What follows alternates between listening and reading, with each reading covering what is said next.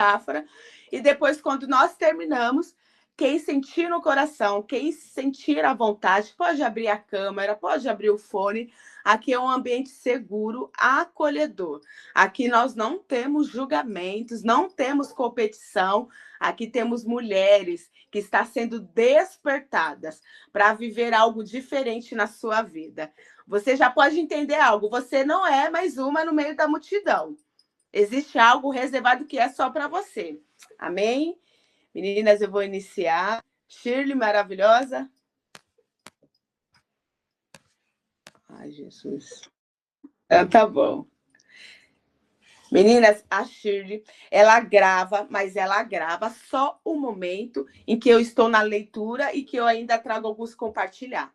No momento em que eu abro para vocês, está trazendo a sua contribuição, acabou a gravação, porque esse momento é nosso.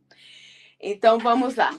O título da metáfora de hoje é Viver como as flores. Mestre, como faço para não me aborrecer? Algumas pessoas falam demais, outras são ignorantes. Algumas são indiferentes. Sinto ódio das que são mentirosas. Sofro com as que caluniam, pois sofro com as que caluniam. E aí ele responde, pois viva como as flores, advertiu o mestre. Como é viver como as flores? Perguntou o discípulo. Repare nessas flores, continuou o mestre, apontando para os lírios que cresciam no jardim. Eles nascem no esterco, entretanto, são puras e perfumadas. Extrai do adubo mal cheiroso tudo que lhe é útil e saudável, mas não permite que o azedume da terra manche o frescor de suas pétalas. É justo angustiar-se com as próprias culpas, mas não é sábio permitir que os vícios dos outros os importunem. Os defeitos deles são deles e não seus. Se não são seus, não há razão para aborrecimento. Exercite, pois, a virtude de rejeitar todo o mal que vem de fora. Isso é viver como flores. Além dessa metáfora, eu fiquei já imaginando um monte de situação, né? Ele traz aqui, ele fala, olha, o lírio, ele cresce no esterco, né? Mas ele não se contamina. Então, assim, às vezes ele tá ali, porque é ali que ele precisa ter toda a nutrição, mas há uma seleção, ele não pega tudo. E aí tem outra parte que ele fala, não traga dos outros o que não é seu. E aí eu quero te fazer uma pergunta. Em qual momento você se percebeu aqui? Porque nós lidamos com pessoas, muitas vezes estamos diante de cenários que também não está confortável. E como que tudo isso tem impactado em você? Seja uma fala, seja um olhar, aonde que você se vê? E aqui ele fala também, né? Repare nessas flores, continuou o mestre, apontando para os lírios que cresciam no jardim. Elas nascem no esterco, entretanto, são puras e perfumadas. Extrai do adubo mal cheiroso tudo que lhe é útil e saudável, mas não permite que o azedume da terra manche o frescor das pétalas. E aí ele traz aqui também, os defeitos são deles, não são seus. Mas por que te incomoda tanto? E aí eu pergunto para vocês, mulheres, o que você entendeu? O que você lembrou? Daí eu pergunto, o que tem te aborrecido? Né? O que tem mexido com você? Às vezes é uma fala de alguém que causa um gatilho em você. Às vezes é uma atitude que o outro tem que te aciona alguns gatilhos. Eu vou contar uma experiência para vocês. Eu tenho uma amiga que eu eu conheci ela e a gente começamos a ficar próxima. Mas, gente, ela me causava uns gatilhos que eu não entendia na época. Eu queria estar perto dela, mas ao mesmo tempo eu não queria. E aí eu falei assim, peraí, se ela é uma pessoa legal, mas eu me incomodo de estar perto dela, eu preciso avaliar isso. E eu comecei a me observar. E aí um dia, eu olhando para ela, eu fiquei falando, nossa, como ela é bonita. Gente, como ela é inteligente. E aí, sabe o que eu descobri?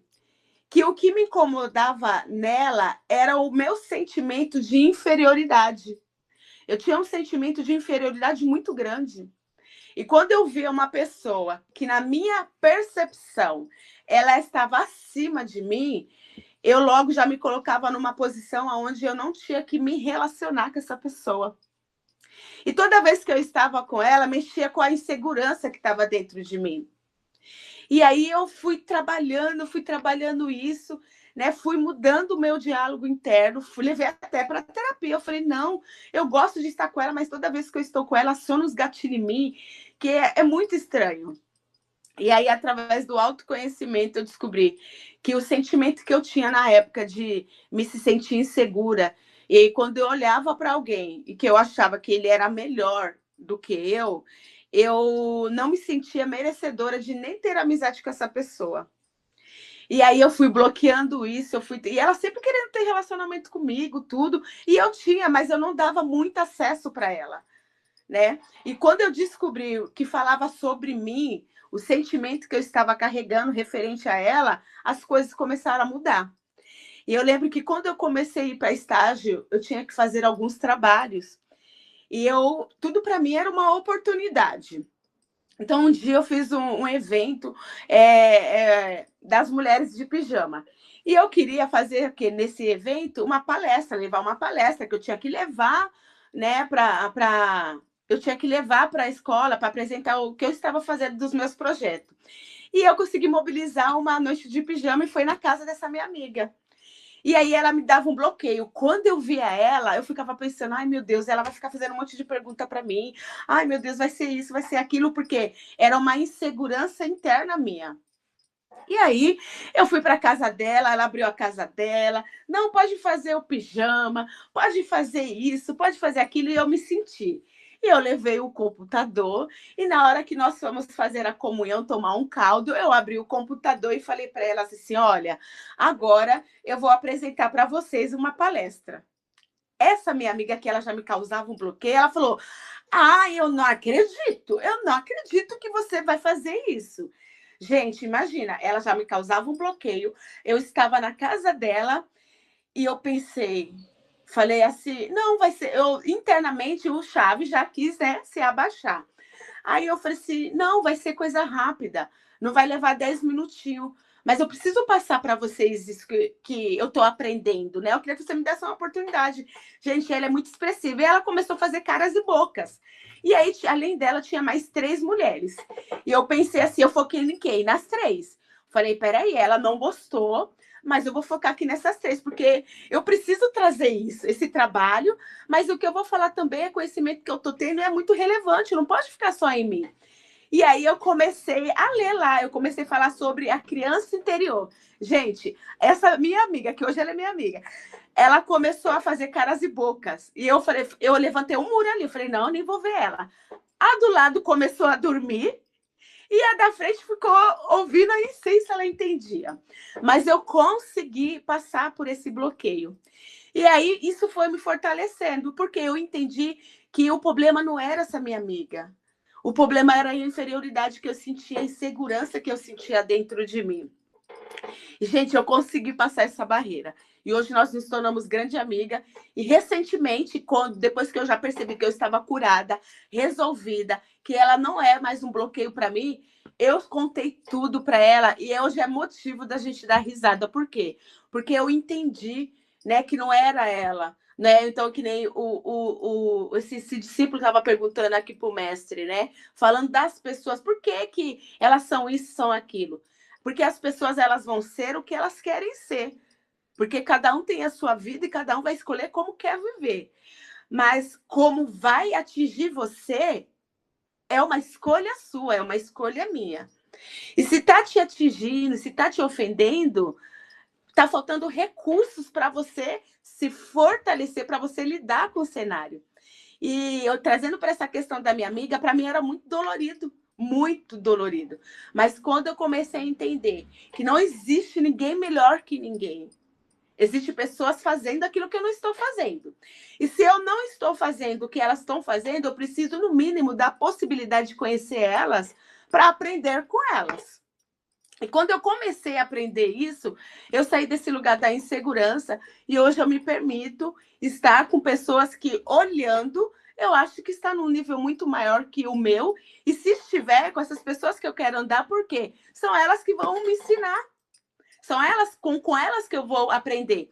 Mas para isso acontecer, eu tive que vencer uma barreira interna da insegurança. E que muitas vezes nós estamos parados na insegurança e na falta de merecimento, na mente escassa.